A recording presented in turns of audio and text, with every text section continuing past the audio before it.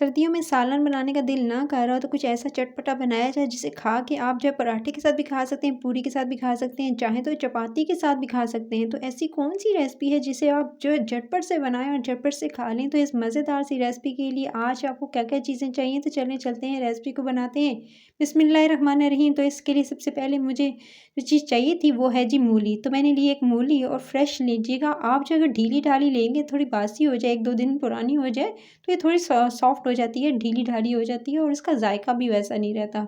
तो फ्रेश लीजिएगा और उसके बाद आपने जी इसका छिलका उतार लेना है, पत्ते अलग कर लीजिएगा और पत्तों को ज़ाया मत कीजिएगा। इससे बहुत अच्छा साग में अगर डालें तो बहुत अच्छा टेस्ट आता है।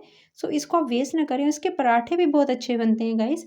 सो अब आपने क्या करना है, आपने इस तरह से इसके छिलके उतार लेने हैं और आपने इसका मोटा-मोटा छिलका उतारिएगा, ताकि जो है अच्छी सी जो है आपके पास जो है वो रसीली सी, ये जो देख सकते हैं ना मूली, बस आपने इसको कटिंग करनी है। फिर इस तरह से आपने इसके जो छोटे-छोटे पीसेस में इसे कट कर लेना है। लंबाई में भी कट कर सकते हैं आप, इस तरह से जो है वो छोटे पीसेस में भी कट कर सकते हैं। मैंने कुछ इस तरह से इसे कट किया था और इसकी मोटाई जो थी एक पीसेस की जो थी वो कुछ इस तरह से रखी थी गाइस, जैसे कि आप देख रहे हैं। उसके बाद आपने क्या करना है, इस तरह से कट करके सारी मूली कट करके एक तरफ रख लीजिएगा प्लेट में, और ये देख लीजिएगा साइज़। उसके बाद आपने गाजर ली और एक गाजर लीजिएगा, उसको भी आपने क्या करना है, वो आपने कट करना है। जितना मूली का साइज़ रखा ना, बस उतना ही आपने रख लेना है गाजर का भी।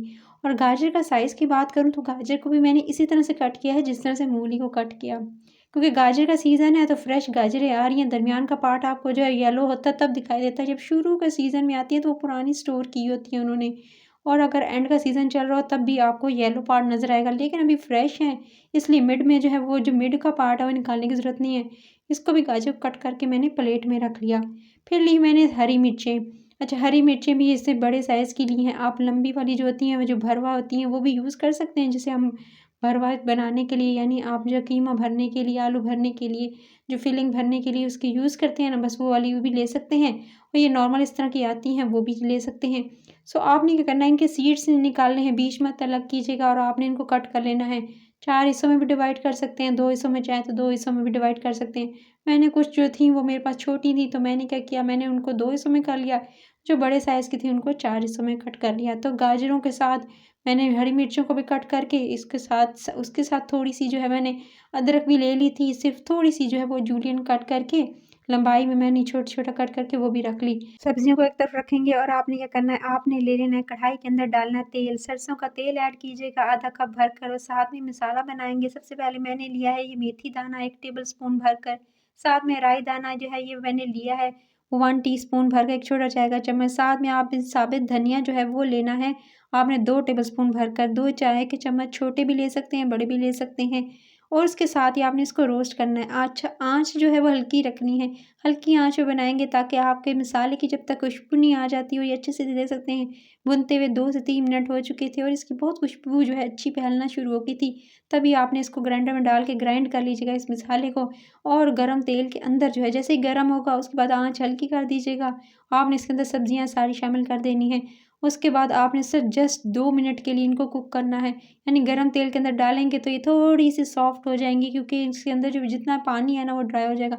अच्छा, मैंने एक क्या तरकीब लगाई थी कि मैंने जो है पहले से इनको रख लिया था। उसके बाद आपने इसको राई दाना जो है वो इसके अंदर 1 टीस्पून भरकर डालिएगा, और साथ में आपने इसके अंदर ऐड करने हैं बाकी के मसाले, जैसे कि लाल मिर्च जाएगी इसके अंदर 1 टीस्पून भरकर, 1 छोटा चाय का चम्मच। साथ में आपने इसके अंदर कुटी हुई लाल मिर्च भी आधा टीस्पून इसके अंदर ऐड कर दीजिएगा। साथ में हल्दी ऐड कीजिएगा आधा टीस्पून। हल्दी के साथ ही आपने क्या करना है, आपने ऐड करना है ज़ीरा हाफ़ टीस्पून टू 1 टीस्पून, और इसको बहुत अच्छे से आपने मिक्स कर लेना है। अच्छा, सब्जियों की बात कर रही थी तो मैंने सब्जियों क्या किया था, मैंने 1 दिन पहले कट करके इसको जो है वो कवर करके रख दिया था। इससे क्या हुआ तो ये थोड़ी ड्राई हो गई, ड्राई हुई तो ये ख़राब नहीं होंगी, उनके अंदर जो मॉइस्चर है वो कम हो जाएगा।